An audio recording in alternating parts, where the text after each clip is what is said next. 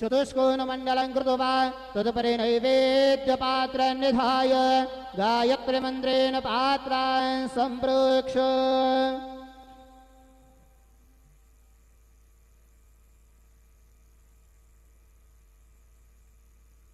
धेनुमधुराम् अमृते कृतय ग्रासमधुरां प्रादृशेत ऋतन्त्वरतेन परिकिञ्चामि ॐ प्राणाय स्वाहा ॐ अपानाय स्वाहा ॐ व्यानाय स्वाहा ॐ उदानाय स्वाहा ॐ समानाय स्वाहा ॐ ब्रह्मणे नमः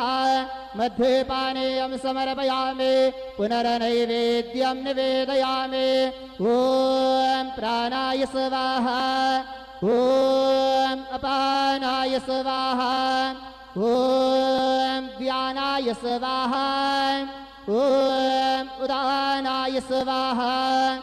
ॐ समानाय स्वाहा ॐ ब्रह्मणे नमः नैवेद्यं निवेदयामि हस्तप्रक्षालनं समर्पयामि मुखप्रक्षालनं समर्पयामि सद्गुरु साईनाथ देवताभ्यो नमः प्रार्थनापूर्वक नमस्कारं करोमि श्री सच्चिदानंद सद्गुरु साईनाथ महाराज की जय।